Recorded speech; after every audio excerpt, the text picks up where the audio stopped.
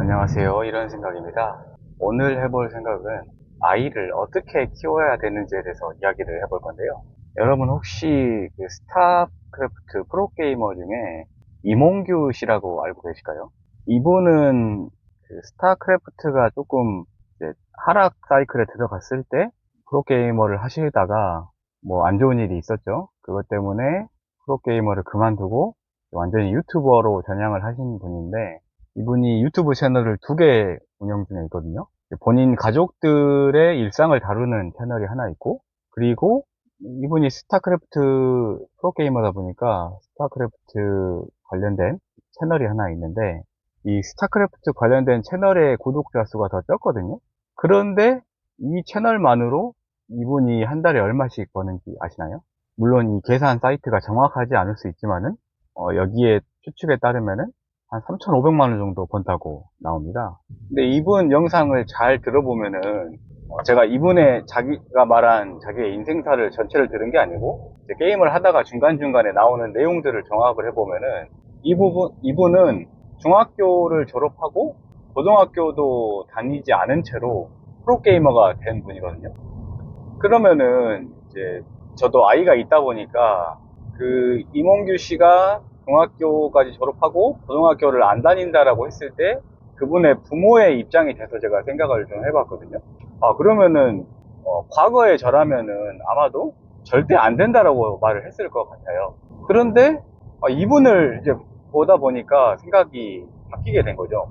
그러니까 무슨 말을 하고 싶냐면은, 아이가 만약에 진짜 뭔가에 대해서 관심이 있고 진짜 그거를 미친 듯이 좋아하는 수준이 된다라고 하면은, 이게 당장 돈이 된다 안 된다, 결과가 나온다 안 나온다를 떠나가지고 그냥 그 아이가 좋아하는 거를 시키는 게 맞지 않을까라는 생각이 좀 들더라고요.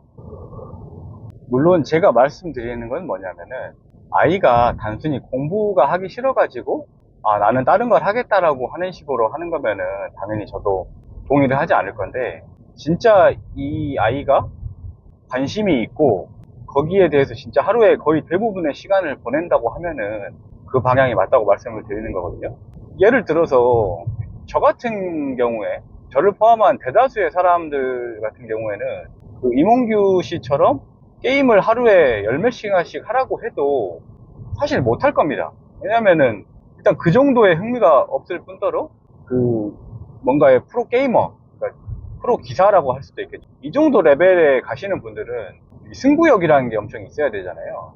그러니까 이런 특질들이 대다수의 사람은 없는데, 만약에 제 아이가 그런 특질을 보인다고 하면은 그냥 일반인들이 어쩔 수 없이 이제 생계를 위해서 직업을 이제 정하기 위해서 공부를 시키는 것보다는 차라리 그 분야를 시키는 게 그 아이의 미래를 위해서 더 맞지 않을까라는 생각이 들거든요.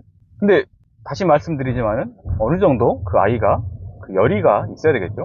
그러니까 예를 들어서 이 이몽규 씨 유튜브 채널에서 그 자주 나오는 게 뭐냐면은, 스타크래프트를 모르시는 분들이 있을 수도 있으니까 조금 설명을 드리자면, 이 스타크래프트라는 게임에서는 자원을 채집을 해서 그 모은 자원을 통해서 어떤 병력을 생산을 하고 그 병력으로 이제 싸워서 이기는 게임이거든요. 그런데 그 간혹 가다가 이 상대방이 이 자원을 자기가 더 많이 그리고 더 빨리 가져갈 수 있게 맵을 조작을 해가지고 게임을 하는 경우가 왕왕 있거든요. 그러면은 일반인 같은 경우에는 한 판을 한 다음에 어차피 이거 해봤자 내가 지는 게임이잖아요. 왜냐면 상대방은 나보다 훨씬 빠른 자원으로, 그러니까 자원을 빨리 채집을 해서 병력을 빨리 모아서 공격을 하니까 재미가 없을 거잖아요. 그런데 이분 같은 경우에는 상대방이 사기 맵을 써가지고 게임을 하는 거를 알면도 불구하고 이 승부욕이 진짜 어마어마해서인지 이길 때까지 계속해서 그 상대방이랑 게임을 하더라고요. 그러니까 이 정도 레벨이 되는 사람이면은 그냥 이 사람이 하는 거를 계속 시키는 게 맞겠다라는 생각이 듭니다. 물론 이렇게 말씀을 드리면은 아이를 가지고 계신 부모님들께서는 약간 안 좋은 생각을 가지실 수 있겠죠. 야, 그 아이가 진짜 좋아해서 한다고 하더라도 그걸로 얻을 수 있는 직업이 돈을 벌 수 없는 직업이면은 그 아이의 생계는 어떻게 할 거냐. 그 부모의 입장으로서 그 아이가 좀 더 안정적이고 경제적으로 윤택하게 살 수 있게 도와주는 것도 부모의 역할 아니냐라고 말씀을 하실 분들이 계실 것 같거든요. 그래서 저도 뭐 그 아무런 생각 없이 그 이몽규 씨처럼 그냥 애가 하고 싶은 게 진짜 있다고 하면은 그거를 몰아준다는 게 아니고요. 여러분들이 생각하시는 것처럼 진짜로 그 아이가 선택한 분야가 돈이 안 되는 분야일 수도 있잖아요. 그러니까 이제 부모된 입장으로서 아이가 굳이 그 자기가 원하는 일을 함으로써 원하는 만큼의 돈을 벌지 못하더라도 부모가 약간 그 부족한 부분을 채워줄 수 있으면은 되지 않을까요? 그러니까 저 같은 경우에는 어떻게 하고 있냐면은 그 증여를 좀 공부해 보신 분들은 아시겠지만은 매 10년마다 0세부터 10세까지는 2천만 원, 그리고 10세부터 20세까지 2천만 원, 그리고 20세부터 30세까지 5천만 원, 이런 식으로 비과세로 증여를 할 수 있거든요. 그래서 제 아이는 아직 10세가 안 됐기 때문에 2천만 원을 증여를 해가지고 투자를 하고 있습니다.